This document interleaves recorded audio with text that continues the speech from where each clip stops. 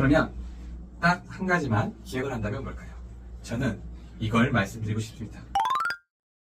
안녕하세요. 인테리어 사기 사건을 많이 겪어보고 정리해드린 헬리TV의 헬리나입니다. 오늘은 인테리어 사기꾼의 특징에 대해서 말씀을 드리고 사기를 안 당하려면 어떤 생각, 어떤 방법을 하면 좋을까 말씀드려보려고 합니다. 제가 17년 전부터 지금까지 인테리어 회사의 이사로서 활동하고 많은 업종의 일들을 하고 있습니다. 최근에 비교 사이트나 플랫폼, 그런 인테리어의 사기 사건이 상당히 많이 발생되고 있습니다. 그런 문제들을 해결해 주라고 문의도 많이 오고 있습니다. 그리고 현재 여러 분야의 공간의 인테리어 이사로서 활동하다 보니 많은 피해 사례들을 다루게 됩니다. 이러한 경험들을 토대로 제 나름대로 인테리어 사기꾼들은 이런 특징이 있다, 이런 걸 한번 말씀드려볼까 합니다. 첫째, 사기꾼은 처음에는 약속을 칼같이 잘 지킵니다. 처음에 약속을 안 지키는 사기꾼은 없습니다. 언제까지 도면을 보내드릴게요, 견적 정리해서 몇 시까지 드릴게요. 그러다 보니 소비자는 이런 사람을 많이 믿습니다. 믿을 수밖에 없고요. 그럼 소비자들은 방심을 하게 됩니다. 사기꾼은 초반 신뢰를 확보하기 위해 일부러 정확하고 확실한 행동을 합니다. 두 번째, 10%의 할인으로 믿음을 얻는 전략을 씁니다. 보통 너무 많이 깎아주면 소비자들은 의심을 합니다. 그런데 사람들은 10% 정도에 싸게 해준다고 하면 이거는 특별히 내가 사기를 당하고 있구나, 이런 생각들을 안 하게 될 수도 있습니다. 결국 가격보다는 사람에 대한 호감이나 친분이 계약의 기준이 돼버립니다. 사기꾼은 가격보다 감정에 먼저 접근하려 합니다. 세 번째, 경력도 없으면서 근거 없는 이야기로 자신을 포장합니다.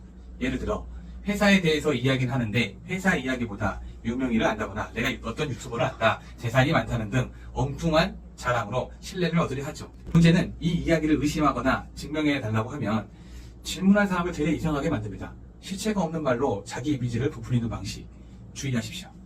네 번째, 인테리어 사기꾼들은 확신에 찬 말투로 근거 없는 의심을 줍니다. 디자인도 잘 나올 거고 가격도 제일 저렴하고 전부 다 서비스로 해드릴게요.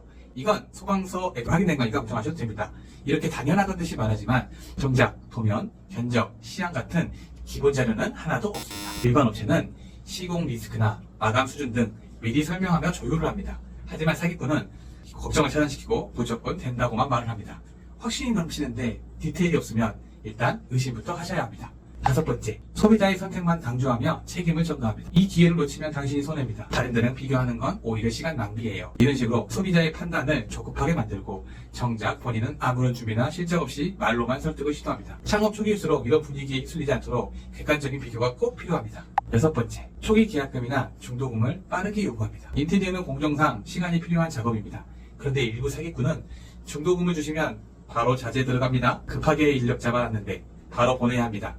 이런 말을 하며 공사 계획표도 없이 돈부터 요구를 하지요. 그리고 중도금을 받은 뒤 연락을 피하거나 현장을 방치하는 사례가 많습니다. 그러니 꼭 계획표에 따른 지급일을 준수해서 공사 대금을 주셔야 안전합니다. 지금까지 저희가 사기꾼의 6가지 특징에 대해서 말씀드려 보았는데요. 사실 내용들을 많다 보니까 기억하기는 어려우실 거예요. 그러면 딱 한 가지만 기억한다면 뭘까요? 그게 뭘까요? 저는 이걸 말씀드리고 싶습니다. 사기꾼이 하는 얘기를 가족들에게 얘기할 수 있느냐, 이걸 한번 생각해 보세요. 인테리어 사기꾼이 하고 있는 이 얘기를 가족들에게 해도 가족들이 그거 정말 좋은 업체네 얘기할 수 있다면 그건 사기가 아닐 겁니다. 그런데 이거를 와이프나 어머니나 지인들한테 얘기를 했을 때 너 미쳤냐?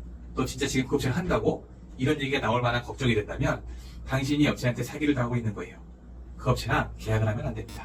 오늘은 인테리어 사기꾼의 특징에 대해서 한번 말씀을 드려보았는데요. 이 외에도 사기꾼의 특징은 정말 많겠죠. 제 영상을 한번 들어보시고 혹시나 지금 인테리어 고민하고 있거나 업체의 권유를 받고 있다면 가족에게도 얘기할 수 있을 만한 업체들인지를 고민해 보시고 결정하길 바랍니다. 감사합니다.